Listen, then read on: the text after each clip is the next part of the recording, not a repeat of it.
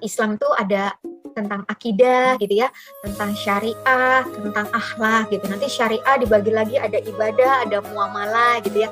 Muamalah dibagi lagi politik, ekonomi, sosial dan Iya, sebagainya gitu. Masya Allah. Saking lengkapnya Islam itu, Masya Allah.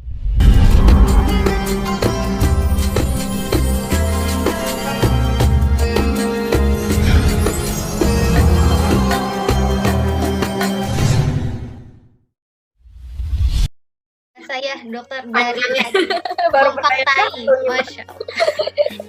Dari tadi memfaktai dengan fakta-fakta seperti terkait dengan waktu sholat, terkait dengan berwudu, Masya Allah, dan akhirnya dokter tergerak untuk mencari tahu dan akhirnya mendatangi mualaf center, Masya Allah, luar biasa. Itu sepertinya memang sudah jalannya Allah ya untuk dokter mencari tahu tentang kebenaran Islam ini, Masya Allah. Nah, menurut dokter nih sebagai seorang muslimah yang baru tergerak, maksudnya baru 2 tahun kalau bisa dibilang, walaupun sudah luar biasa 2 tahun ini sudah padat rasanya gitu ya, Masya Allah, dari sekian luas ilmu Islam. Nah, seperti kita tahu ya, Islam itu semakin dimasukin semakin, ya Allah, banyak sekali ternyata, ya Allah, kok rasanya Masya Allah luar biasa, Allah Akbar. Ya, Jadi betul. yel-yel lagi nih Sa nih.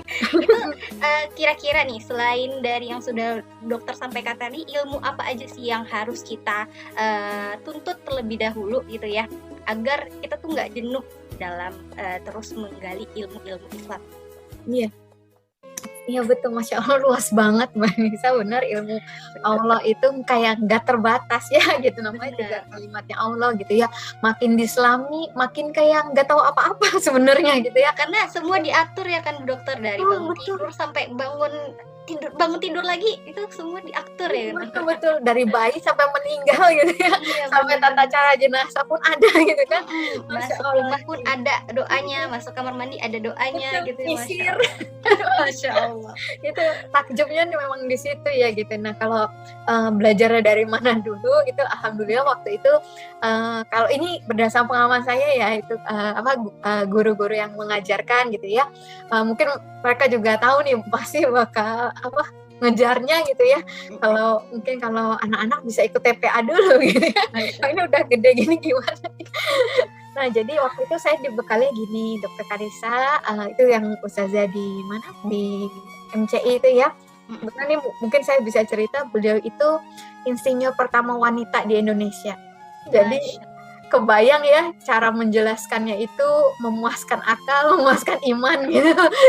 Jadi sangat intelektual gitu ya dokter ya, betul, Masya Allah gitu. Jadi pas banget, Allah tuh memang betul sudah berikan yang semua yang terbaik lah ya, waktunya yang terbaik semuanya. Nah, beliau itu pesan gitu ke saya. Beliau tahu saya suka baca buku dan sebagainya, beliau bilang, "Kamu selesaiin dulu ya baca Al-Quran," katanya gitu, "sebelum membaca buku-buku yang lain," gitu ya. Karena memang kan Al-Quran ini kita tahu sebagai Al-Furqan juga ya, yang membedakan yang hak dan yang batil gitu. Kalau Al-Quran ya udah pasti nggak mungkin salah gitu kan, gitu. Kalau buku-buku yang namanya ada intervensi manusia bisa aja gitu ya, ada yang salah atau kitanya yang salah nangkep gitu kan. Tapi kalau Al-Quran kan insya Allah lah nggak mungkin salah gitu. Jadi waktu itu awalnya dari Al-Quran. Al-Quran itu juga tahapannya banyak banget gitu, mulai dari kejar dulu kuantitinya ya istilahnya gitu ya, maksudnya katamin dulu gitu kan, katamin dulu one day one juice gitu dan sebagainya. Kemudian juga nanti ya udah sama tadarusnya gitu. Nanti udah tadarusnya, tadaburnya gitu kan. Tadabur dari satu buku tapi nanti kemudian dengan buku-buku yang lain gitu. Itu untuk Al-Qur'an aja udah dibedahin gitu loh gitu ya.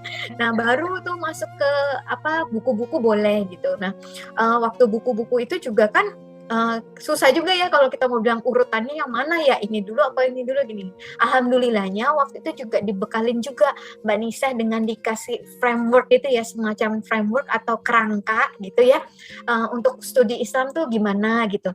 Kalau dibagi itu Islam tuh ada tentang akidah gitu ya, tentang syariah, tentang akhlak gitu. Nanti syariah dibagi lagi ada ibadah, ada muamalah gitu ya.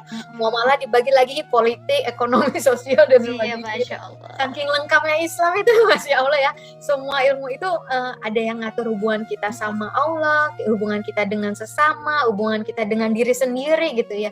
Nah itu menurut saya sih menarik gitu. Jadi ketika dikasih framework itu, Mbak Nisa, walaupun saya mungkin ngambil bukunya atau dapat bukunya, kadang banyak yang ngasih buku kemarin tuh, alhamdulillah itu karena udah ada kerangkanya, mungkin walaupun nggak urut, tapi saya jadi tahu, oh buku ini tuh lebih masuk ke tentang akhlak gitu ya, buku ini tentang lebih ke muamalah gitu ya. Jadi tergambar gitu di pikiran Bu Dokter ya, Masya Allah. Iya, jadi alhamdulillah kebantunya sih kalau saya seperti itu gitu ya. Jadi setiap kita baca tertentu pun, oh ya udah kita udah tahu tuh kamarnya di mana gitu. Jadi nggak berantakan lagi gitu ya. Ya, dan alhamdulillah ya, itu makanya indahnya Islam juga kalau saya melihatnya. Kalau mungkin orang berpikir Al-Quran itu nggak sistematis dan sebagainya gitu. Bahkan ada teman saya yang Muslim sendiri pun bisa berkata nggak sistematis gitu ya. Nah itu saya malah, yang saya pernah membaca kitab-kitab yang lain, Masya Allah, saya malah melihat ini tuh sistematis banget gitu ya. Kenapa harus setelah Al-Fatihah harus Al-Baqarah dulu gitu kan? Kenapa surat Al-Ikhlas itu ada di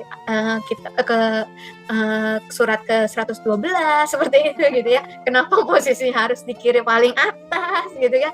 Itu kalau kita yang dari luar Muslim itu buka yang pertama kali itu ya pasti surat Al-Ikhlas gitu ya.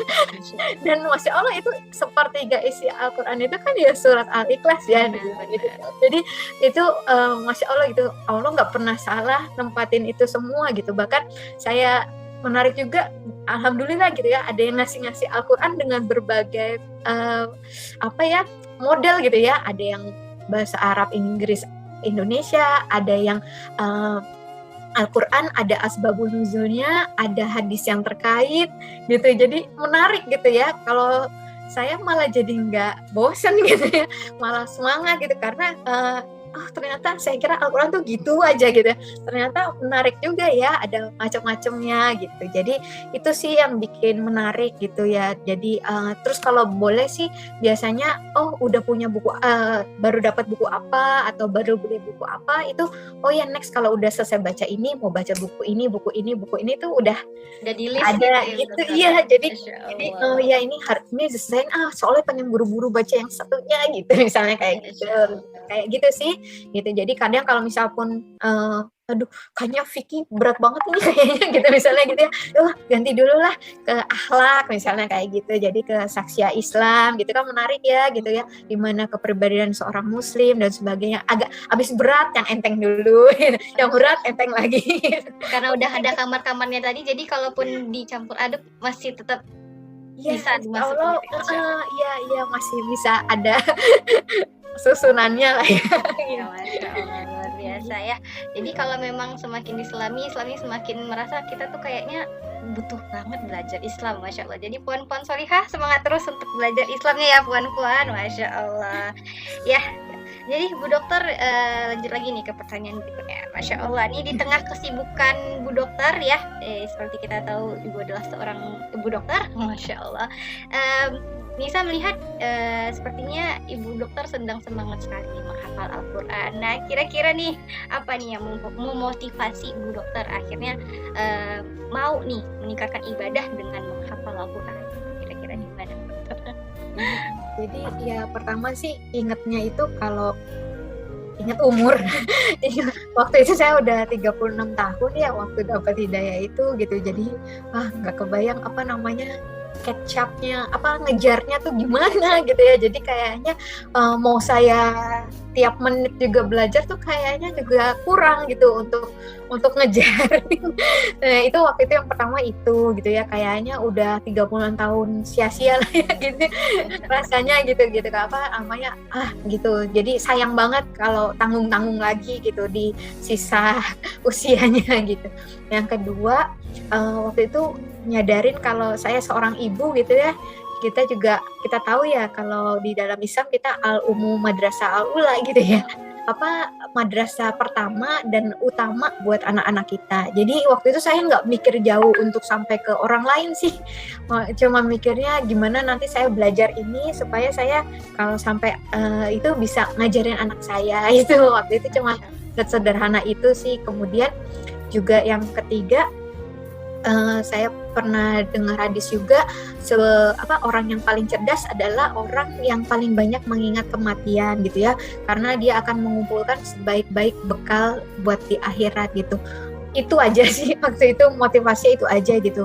Nggak kepikiran untuk misalnya ya mau dibilang wah itu pinter banget gitu ya, alim gitu ya, orang berilmu atau itu, karena sangat jauh sih. Saya pikir bakalan masih jauh banget gitu, ilmunya masih luas banget yang masih harus saya pelajari. Jadi cuman itu aja sih, karena motivasinya gitu. Motivasinya ya, Masya Allah. Berarti memang ingin menjadi madrasah pertama untuk buah hati ya gitu ya, Masya Allah. Dan juga mengingat waktu itu adalah pedang, jadi sementara kita sudah berumur jadi merasa perlu untuk menghafal juga. Masya Allah, puan-puan solihah yang lainnya bagaimana dengan hafalannya puan-puan? Dokter Grani sudah mengejar nih, Masya Allah.